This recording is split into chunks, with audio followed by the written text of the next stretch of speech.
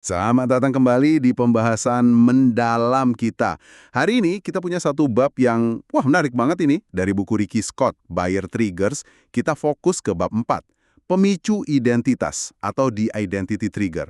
Seperti biasa, sumber kita langsung dari kutipan bab ini. Oke, misi kita kali ini cukup fundamental sebenarnya. Kita mau coba bongkar gimana sih identitas siapa kita, atau mungkin lebih penting lagi, siapa yang kita pengen jadi itu ternyata jadi motor penggerak seringkali nggak kelihatan di balik hampir semua keputusan beli kita. Ini bukan cuma soal harga murah atau fitur yang paling canggih gitu ya. Ada sesuatu yang lebih personal. Pernah nggak Anda beli sesuatu, mungkin baju, gadget, atau bahkan ya kopi deh, terus rasanya tuh pas banget gitu sama Anda. Secara logika mungkin biasa aja, tapi ada feeling klik gitu ya. Nah, bab 4 ini punya argumen yang kuat banget. Kita itu sebenarnya nggak cuma beli produknya. Kita itu lagi membeli semacam versi dari diri kita sendiri. Wah, agak dalam ya kedengarannya. Coba deh kita telusuri bareng-bareng. Oke, kita mulai dari gagasan intinya ya. Buku ini tuh langsung, gimana ya, nusuk di awal bab. Katanya, setiap pembelian itu pada dasarnya adalah langkah kecil kita. Langkah menuju sosok yang kita idam-idamkan, atau sebaliknya, menjauh dari citra diri yang nggak kita suka, yang pengen kita tinggalin. Inilah yang dia sebut pemicu identitas. Gimana menurut Anda? Yang sering kita sebut-sebut pas beli kayak butuh, fungsi, harga, itu seringnya cuma di permukaan aja. Di baliknya itu ada dorongan identitas yang jauh lebih dalam. Contohnya di buku itu kan jelas ya, kita masuk gym itu bukan cuma biar sehat. Oh, jadi ada makna lainnya. Iya, tapi untuk menjadi orang yang peduli kesehatan gitu. Atau orang yang disiplin. Ada label identitasnya. Oke. Atau contoh lain, jam tangan mewah itu gimana? Nah, persis, bukan cuma buat lihat waktu kan. Itu bisa jadi tentang menjadi orang sukses, atau orang yang punya selera bagus, atau mungkin orang yang menghargai ketelitian. Bahkan hal yang kayak sepele, milih buku catatan tertentu aja, kata Scott itu bisa jadi sinyal. Entah buat diri sendiri atau orang lain. Kayak mau bilang, saya ini orang yang serius mencatat ide, atau saya orang yang teratur, atau saya ini seorang kreator. Jadi barang itu kayak jadi properti panggung buat cerita tentang diri kita gitu. Wah, jadi kayak kita ini terus-menerus nulis skrip tentang diri kita sendiri ya. Dan barang-barang yang kita beli itu jadi propertinya gitu, alat peraganya. Kita beli buat nguatin siapa kita sekarang, atau ini yang kayaknya lebih sering ya, buat meraih aspirasi kita. Jadi versi diri yang kita anggap lebih oke, lebih keren, lebih pinter. Atau sebaliknya. Atau iya juga buat ninggalin label lama yang udah nggak kita banget gitu. Tepat sekali. Nah, disinilah kunci pemahamannya menurut buku ini. Kalau sebuah produk atau layanan bisa Anda posisikan sebagai jembatan gitu ya, jembatan antara diri sekarang pelanggan dengan diri ideal mereka, nah Anda itu udah nggak lagi jualan fungsi doang, Anda jualan transformasi. Scott ini nekenin banget berkali-kali. Transformasi itu selalu lebih menjual daripada sekedar informasi. Orang kan nggak beli bor, api beli lubang di dinding.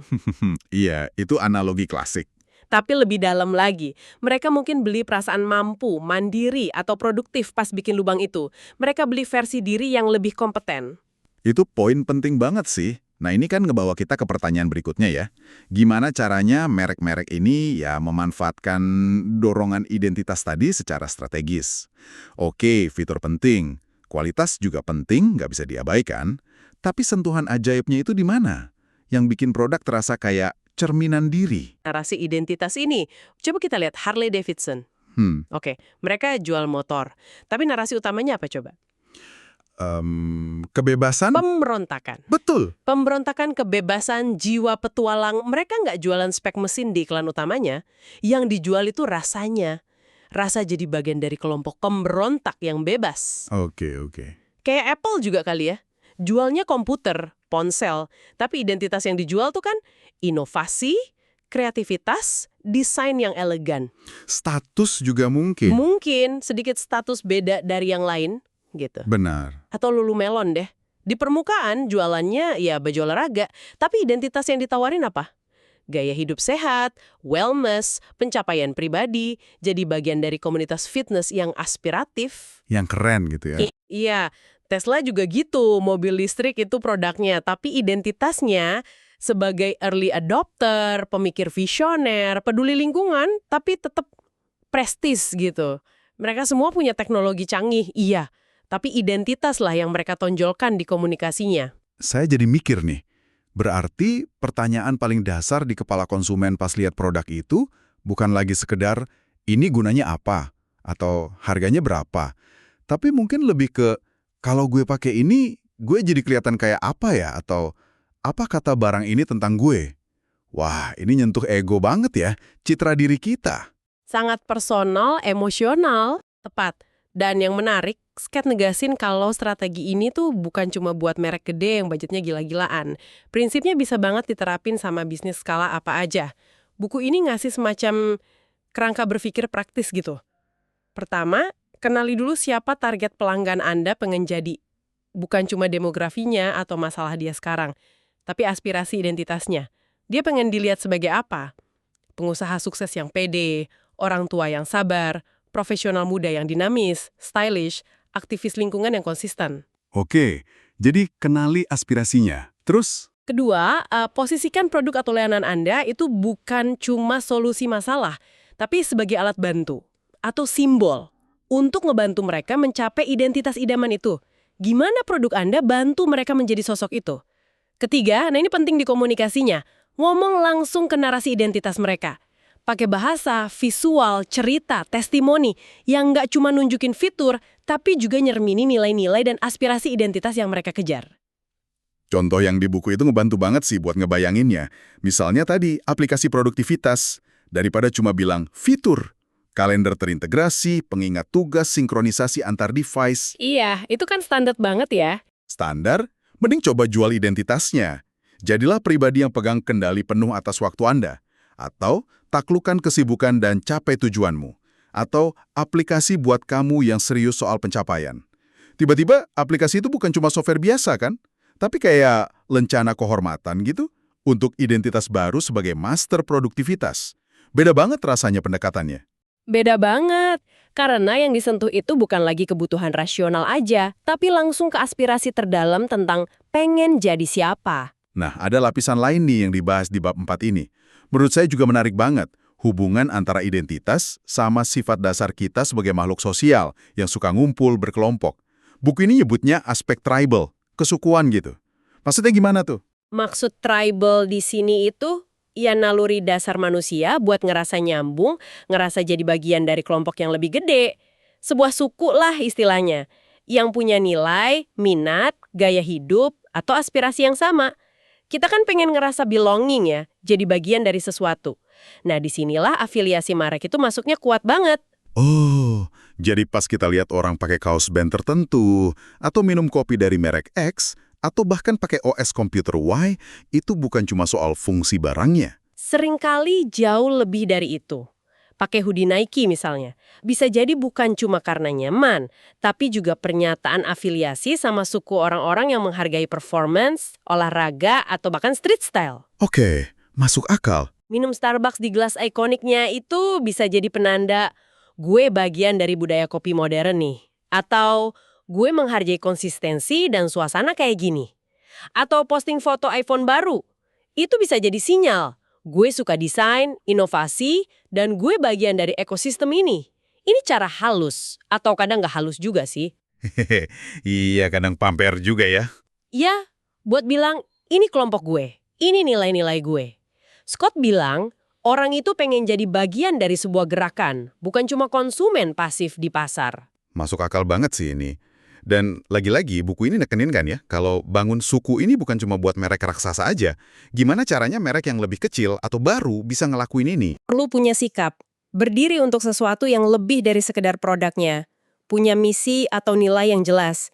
Mungkin soal lingkungan, kayak Patagonia, mungkin soal pemberdayaan komunitas tertentu, atau merayakan kreativitas. Ini ngasih alasan buat orang gabung lebih dari sekedar jual beli. Oke, punya why yang kuat ya. Iya. Kedua, ciptain semacam bahasa atau budaya bareng. Bisa berupa istilah unik yang cuma dimengerti anggota suku, atau ritual kecil kayak cara unboxing yang khas, atau hashtag komunitas yang kuat di medsos. Ini bangun rasa identitas kolektif. Istilah internal gitu ya? Bisa jadi. Ketiga, dorong dan rayakan konten buatan pengguna, UGC, User Generated Content. Kayak foto, video, ulasan, tips yang dibikin pelanggan sendiri soal produk atau mereknya. Pas merek nampilin UGC ini, itu nggak cuma jadi bukti sosial, tapi juga bikin pelanggan ngerasa dihargai, jadi bagian penting dari cerita mereknya. Mereka jadi duta merek sukarela. Saya bisa bayangin, contohnya deh, kayak komunitas penggemar resep masakan A yang punya istilah khas mereka sendiri. Atau pengguna software desain B yang saling share template dan tips dengan bangga. Tepat. Buku ini nyedut contoh kayak CrossFit ya. Itu kan benar-benar ngubah fitness jadi suku. Punya bahasa sendiri, ritual sendiri, WOD, identitas kolektifnya kuat banget. Atau Glossier di kosmetik yang bangun komunitas soal keaslian, real beauty, banyak banget pakai UGC. Atau bahkan Notion, aplikasi produktivitas itu. Oh ya, Notion kuat banget komunitasnya. Penggunanya sering ngerasa kayak bagian dari komunitas elit gitu. Yang nemuin cara kerja lebih cerdas, saling share template yang rumit. Merek-merek ini nggak cuma jual barang atau jasa, mereka nawarin sesuatu yang lebih dasar, rasa memiliki, belonging. Ini benar-benar ngubah cara kita lihat pemasaran ya. Jadi, kalau kita simpulkan, buat Anda nih, pendengar kami, apa implikasi praktis paling penting dari bab 4 ini? Kalau Anda pengen produk atau jasa Anda benar-benar klik, pertanyaan apa yang perlu diajuin selain masalah apa yang saya selesaikan? Kayak, identitas apa sih yang sebenarnya pengen diperkuat atau diraih sama pelanggan saya pas pakai produk ini? Terus, sosok kayak apa yang mereka cita-citain? Produk saya ini bisa jadi simbol apa buat mereka? Dan komunitas atau suku kayak apa yang mereka pengen ikuti atau jadi bagiannya? Nah, ngegali jawaban ini bakal ngebuka perspektif baru buat ngerancang produk, komunikasi sama pengalaman pelanggan. Bener banget. Jadi produk atau layanan kita itu ibarat kendaraannya ya. Tapi tujuan yang sering kali dicari penumpangnya, si pelanggan, itu ya transformasi diri, mencapai versi ideal diri mereka. Jadi dalam pesan-pesan kita, penting banget buat ngomong ke calon diri yang mereka impikan itu. Sentuh aspirasinya, bukan cuma kebutuhan sesaat. Iya, tunjukkan, entah secara eksplisit atau implisit, bahwa apa yang Anda tawarkan itu bukan cuma solusi teknis, tapi juga semacam tiket atau lencana buat jadi versi diri yang mereka dambakan itu.